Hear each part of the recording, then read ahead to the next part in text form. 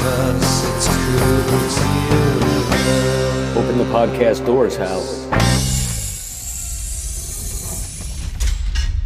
It's Kubrick's Universe, the Stanley Kubrick Podcast.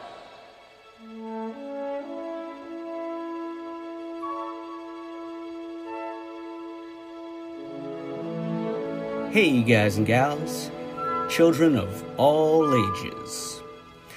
As I'm sure you're all aware, this year, 2018, marked the 50th anniversary of Stanley Kubrick's 2001 A Space Odyssey, originally released in April of 1968. Now, in 2018, which may or may not be the year of the Star Child, according to the Chinese zodiac, we've seen a massive, renewed interest from countless film fans and academics alike, as well as many, many screenings, presentations, and events worldwide, all of which have served to celebrate this momentous movie. In today's episode, Kubrick's Universe and the Stanley Kubrick Appreciation Society is proud to present one of these such celebrations. 2001 Beyond 50. It was a day of talks, music, and art, celebrating a half-century of Kubrick's masterwork, and it featured experts and scholars as well as people who worked on the film. This was presented by the Center for Film, Television, and Screen Studies at Bangor University in Wales. Now, our good friend, Professor Nathan Abrams, actually organized this event, and it took place back on the 16th of June, 2018. It was a full-day event, and we're now very pleased to present it to you in a special multi-part series.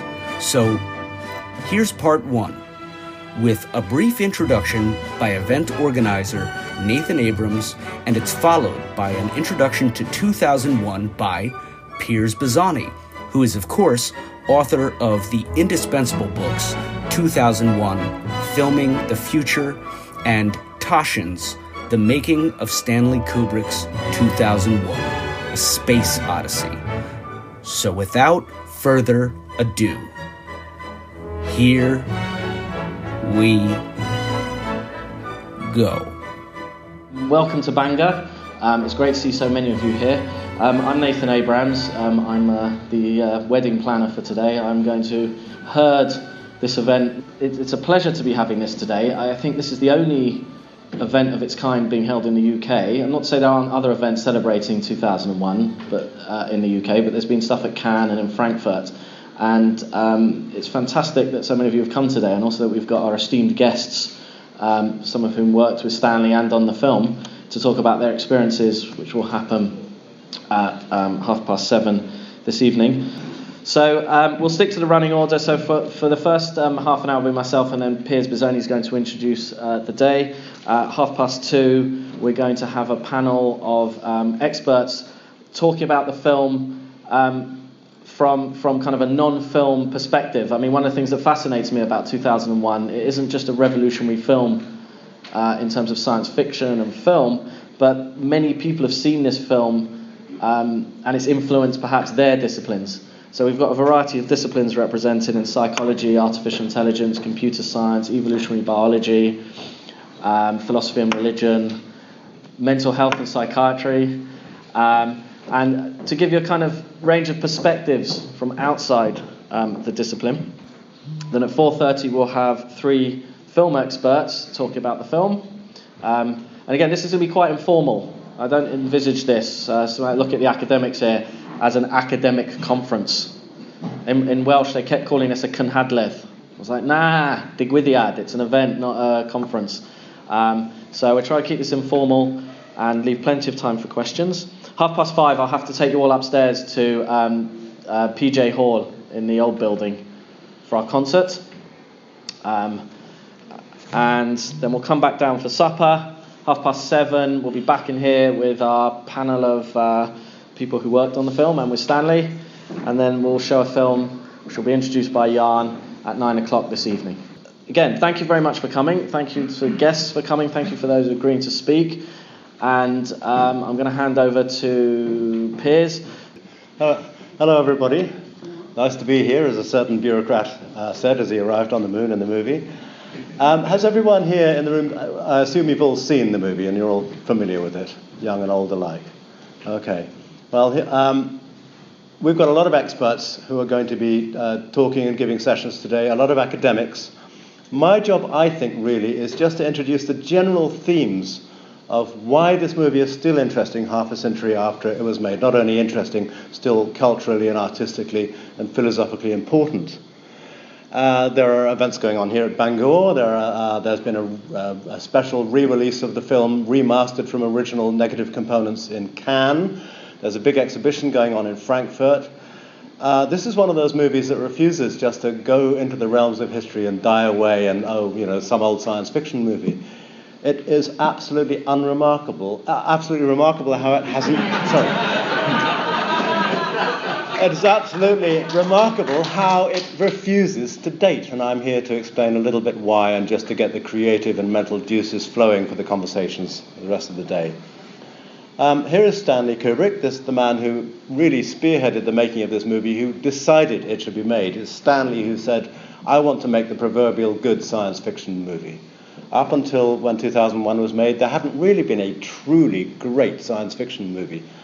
There was one called The Day the Earth Stood Still, where an alien arrives in a flying saucer with a tall silver robot called Gort, and it's we shouldn't be building nuclear weapons message movie. It's great. Is it science fiction? No, it's more of an allegory of human stupidity. There was a movie called Forbidden Planet, where a flying saucer goes off to an alien world where the aliens have long since died off, but they've left their technologies as a remnant. And Robbie the Robot is a very, very famous creation. Brilliant prop by the standards of the 1950s. But again, was this a science fiction movie? Well, it proposed a flying saucer traveling to a planet around another star, as though that was easy, as though you could just jump in a sort of spaceship and do it. That's not science, that's speculation or fantasy. And so Stanley looked at all of these movies. He went through loads of movies. And he said, well, there's not really science fiction. I don't believe in any of this stuff.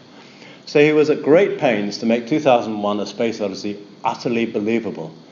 And he was at such pains that it drove the people around him mad, because he was asking them, no, don't think about what we're going to do tomorrow or next week or next year. Seriously think about what might be possible 30 or 40 years from the point where we're making this movie.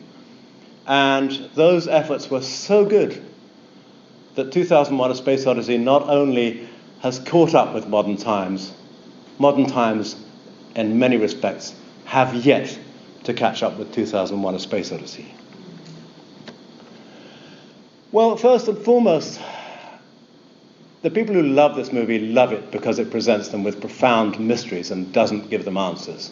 The people who hate this movie because it presents them with profound questions and doesn't give them answers. It's all about, well, what is it about? Is it about spacemen encountering aliens? Up to a point, but you don't see the aliens. And actually, I went to see this movie. I took my wife and my grown-up children to see this movie for the first time a couple of years ago. I refused to let them watch it on television. And they all came out stunned, thinking it was a great movie, and they completely understood what all the fuss was about. And my kids who've seen every single special effect movie ever were saying, how did they do that? That was amazing. And our boy said, I loved all that hippie-trippy stuff at the end. That was amazing. Wow, what a ride. And I said to my wife, and I said, wasn't it brilliant that you never actually see the aliens? And she rounded on me almost angrily and said, what aliens? Well, the monolith. The monolith is the cycle of life and death, she said. And I beamed and I said, I'm so glad to hear you say that, because that's exactly why this movie is timeless. You bring your own opinions to it, your own ideas. If you enter 2001: A Space Odyssey with an open mind, you will leave with a mind that's even more open.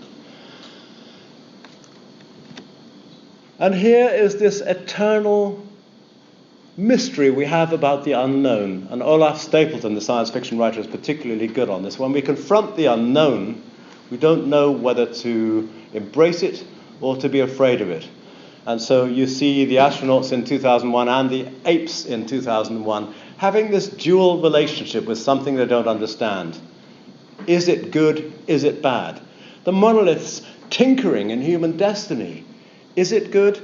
Is it bad? In the Western world, the idea of something being good and bad is familiar to us. But in Eastern philosophies, it's more like one thing is not good, another thing is not bad. They're more yin and yang, opposing forces that together create some kind of a whole.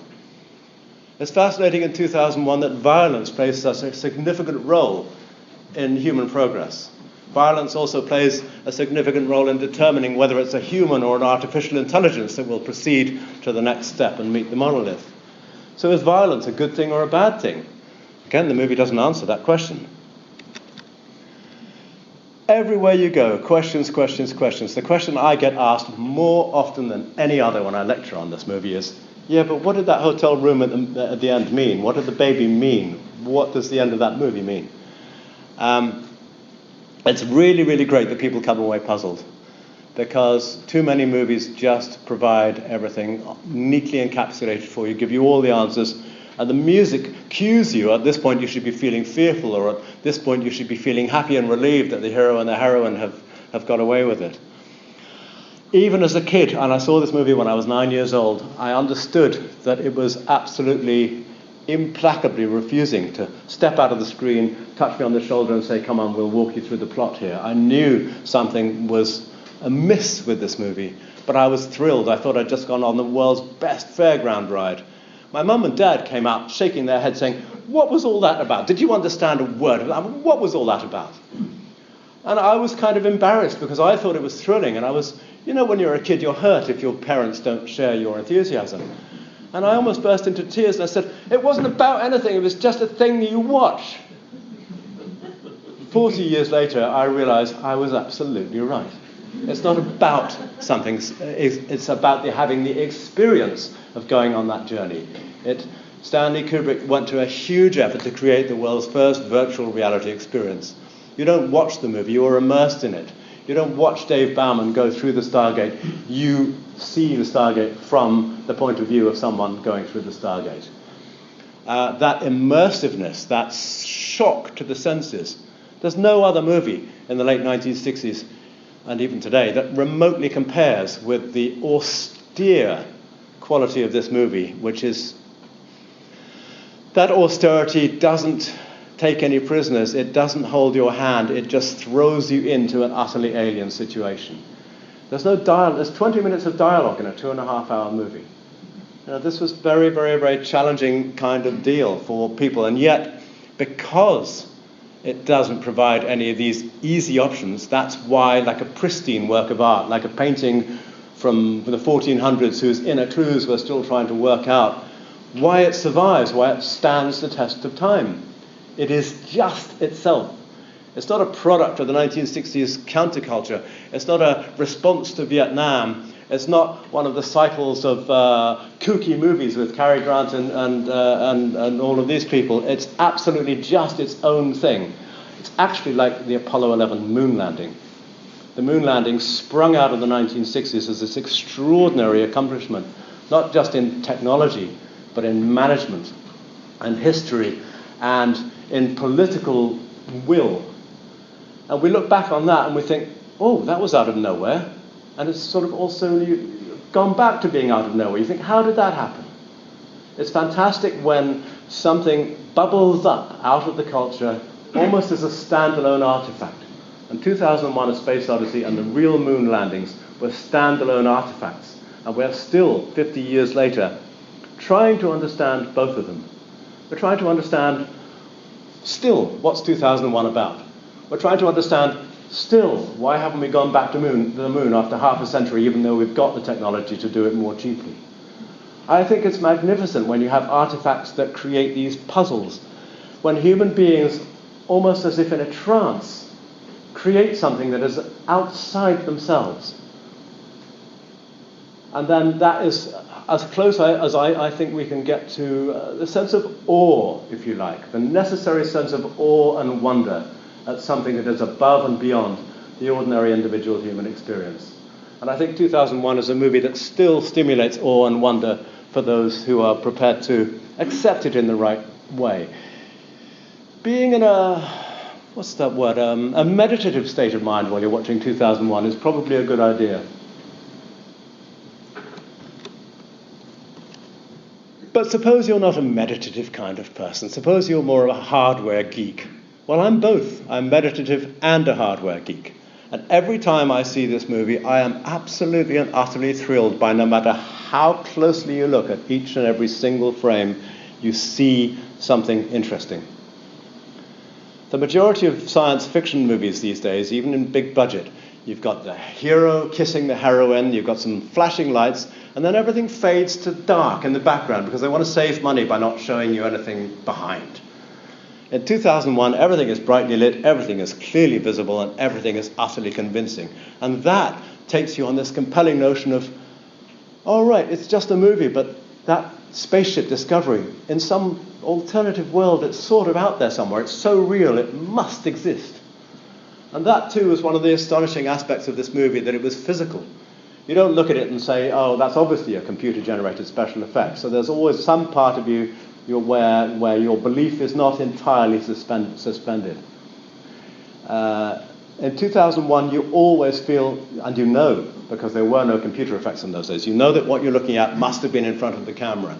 And that, too, is compellingly real. And so I've always described 2001 as an alternative reality. It's a real space program that sort of happened 1 inch to the left of real life. It is utterly convincing, and that, again, is one of the things that makes this movie totally stand out, because there's no point where the light fades to try and cover up a cheap trick. There's no point where polystyrene props or flashing lights seem kind of crap. Everything is super, super superb in this movie. Now, what does hyperrealism do to us? Hyperrealism is something that actually Doug Trumbull and others are exploring now. That too creates a meditative condition, because you can no longer separate yourself from what you're seeing. You're not just looking at a flickering image on a screen. You are absolutely, it feels as if you could reach out and touch something. And that's a very, very important contribution that this movie has made to the discussion about what does media mean? What does it mean to go and see a movie or have an experience? And now people are really trying to create virtual worlds that, from our sensory point of view, are indistinguishable from real life. And that was one of the things, certainly, that Stanley was interested in. How do we really give audiences the subjective feeling that they're in this movie rather than just watching it? And that's why it was made on these huge curving Cinerama screens. And I wonder today whether or not the cinema experience is very slightly in danger, because watching something like 2001 at home on a little screen, even if it's a big telly, it's not the same as watching it on a huge screen and also watching it with an audience. So that when you're sort of reeling in shock or gasping at some wonderful thing, the whole audience is doing it with you. And that's what I mean by the reverential experience of this movie, because reverence or these things tend to happen with a community experience. And 2001 on the big screen is certainly one of those amazing community experiences. And I think it's one of the great, great, great arguments for keeping cinema big. Okay, so you're going to do it digitally, and you're going to do it with modern technologies. There's not going to be films running through the cameras anymore. But the quality of the image is always going to be important. The sharpness, the vividness, and the scale. Let's keep cinema big.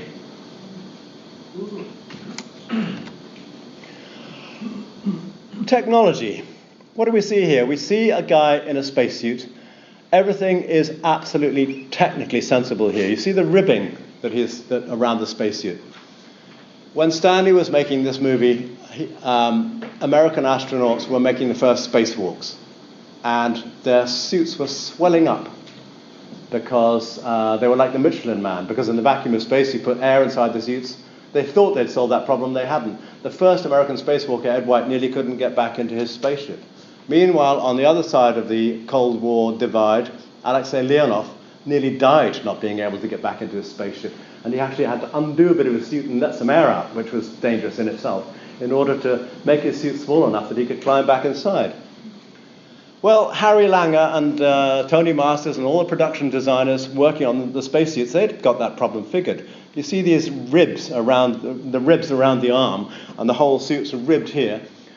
The little ribs here would be made out of very, very stiff cord, really strong, like cotton, so that when the suit ballooned out, it would balloon out there, balloon out there, balloon out there, but it wouldn't balloon out so that you're like a Michelin man.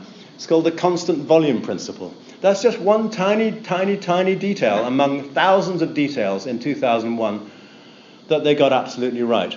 So that when we look at these spacesuits, we think, oh, they're still looking more sort of streamlined and futuristic and neat than the real spacesuits that they're currently using on the International Space Station. Now we get to the argument where I'm talking about, if you look about science fiction movies from 50 years ago, most of it is so wrong it's laughable. 2001 is unique in being a science fiction film that gets many things wrong in such a fascinating way that they're still right. What do I mean by that? Look at the buttons. These are absolutely correct and they're wonderful. And they're super realistic. And people turn around to me and say, well, now we've got touchscreens and touchpads and all of this sort of thing, so aren't all of those buttons in 2001 wrong? And I say, well, yes and no. In our world, buttons don't exist anymore. But in the world of astronauts, buttons and switches are still incredibly important. Because suppose you're doing everything with a touchscreen and you're saying, oh, swipe left to turn the engine on. Oh, no, I didn't. Oh, and I'm drifting. Oh, swipe. No good. Not only do you have buttons and switches in spaceships, not only will you continue to have buttons and switches in spaceships, but you will have buttons and switches to turn on the button and switch to turn on the next button. You do things in a sequence because you cannot make a mistake in a spaceship. And buttons and switches are very definite things. And there's a lovely sequence in 2001 where Dave Bowman is about to blow himself out of the airlock of his pod. Now, does he just press a button and go? No. He presses a button, and then an alarm comes on, telling him, oh, you've pressed a dangerous button there. And then he presses another sequence of buttons, and then so are you really, really, really sure you want to do this? And then he presses the last buttons to activate it. So in 2001, what I mean by getting things so wrong, that they're getting things wrong and right at the same time, is that kids say, oh, it's all swipe screens today. And I say, well, there's an argument to be had about this. There's an argument to be had about the relationship between the astronauts and the controls and cockpits in this movie. It's not about wrong and right, in fact. It's about questions. What will the control panels of the future really look like? What will be the relationship between the mechanical and the electronic? How will they function? So again, for a movie that's made half a century ago, it's not like Star Trek where you say, oh, that's so out of date. We're still discussing the actual ergonomics of 2001's cockpits. Here's another one. Ever since 1905, when Russian rocket theorist Konstantin Tsiolkovsky first proposed the use of liquid rocket engines to get into space, and first proposed that we might live in space, artificial gravity was the big thing. And that couldn't help but infect the thinking and the dreams of space planners all through the 20th century, well into the 1950s, well into the real era of the first missions to the moon and beyond.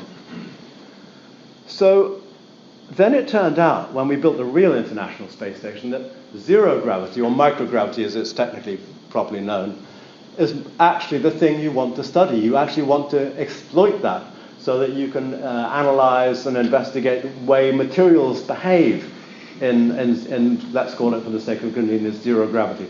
For instance, a globule of water under its own surface tension will turn into a perfect sphere in zero gravity. If you mix up a jar of chemicals in zero gravity, the lightweight stuff on Earth would stay at the top and the heavier elements would sink to the bottom, and you don't get an even result when it cools, for instance. But in space, you can keep the mixture absolutely even. So you can do things like making incredibly pure silicon crystals. I mean, of a purity of density distribution that is unlike anything possible on Earth. So zero gravity, this weightlessness thing, is exactly why we have built the International Space Station. Does that mean, then, that this space station, one of the most glorious images on all of film, is wrong. Well, for the last 20 or 30 years, it has appeared so. But now a new generation of space entrepreneurs is saying, well, we don't just want to do science in space, we do actually want to get people paying for the experience of living in space. And so we would actually like to build small rotating space stations so that they can have a more comfortable environment. So again, here's another example where 2001 is right and wrong at the same time. The questions that it arises, that it springs up about the future of technology are continuingly ambiguous. It seems so compelling, this vision. It seems so obvious. It's just a wheel in space made out of mechanical bits. We know how to do this. Why haven't we done it? Is it economic? Is the problem simply that we can't afford it? Well, we can afford anything if we really want to. Is the problem that we don't actually want gravity? We want the zero gravity that the current International Space Station exploits? We don't know. You look at this on screen and you can reach out and touch it and you say, it's so obvious we should be able to do that. It's so obvious that we should be up there. You know, it's within our grasp. And 17 years after the year 2001 has actually passed, we still don't have this space station. And yet people are telling us, soon we'll have them. I'm going to wrap up. Just a very quick couple of points. The first is that there's a dark message in 2001 as well as a message of optimism. And the dark message is the sterility of the corporate environment, the sterility of the effect that technology can have on the human psyche. And in our Twitter age and our Facebook age, where even democracy is being messed around by the forces of algorithms, 2001 is very prescient on the ambiguous and difficult elements involved in the relationship between human beings and technology. 2001 is so often described as an optimistic movie because of the Star Child ending, but it also carries dire warnings about machinery.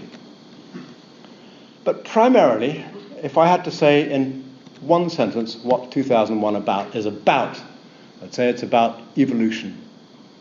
Who or what are we? Are we apes, or were we apes?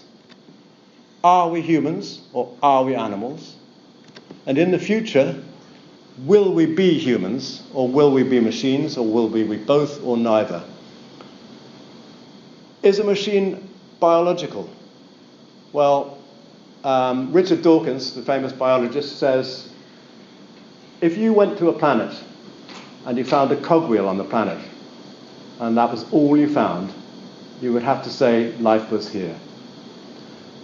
Machinery is biology. And so the question in this movie is, will the machinery supplant us? Will we evolve to become machine-like?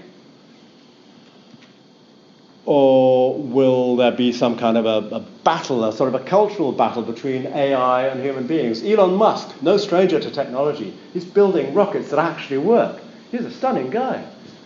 But even this ultra geek says, watch out for AI, it's an existential threat to humanity. And that too is a problem that the movie expressly poses. It says we could evolve with the help of aliens or destiny, or call it what you will, into some higher order, or we could find ourselves in a life or death struggle with the machines that we ourselves have created. I hope I've said enough now, and I know Nathan wants me to shut up, to just bubble up and remind you that this movie throws up a hell of a lot of fascinating questions, and still, that's why after half a century, we're still talking about it. Thank you.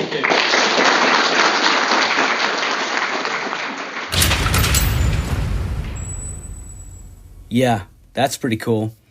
And hey, we're going to continue this presentation of 2001 Beyond 50 in the next episode of Kubrick's Universe. Big thanks to Nathan Abrams for allowing us to broadcast this one-of-a-kind event, and also to Piers Bizony for his great talk to kick off this series. Once again, ginormous thanks to our show's producer and editor, my friend Stephen Rigg, and also my friends from the Stanley Kubrick Appreciation Society, James Marinaccio and Mark Lentz, for their invaluable research, time, and dedication. I'm Jason Furlong saying thanks for listening, and we'll see you on the light side of the moon. It's Kubrick's universe. We just live in it. We have taken very thorough precautions in this podcast against broadcasting anything which might only be attributed to human error. Thank you for listening to the Stanley Kubrick Podcast.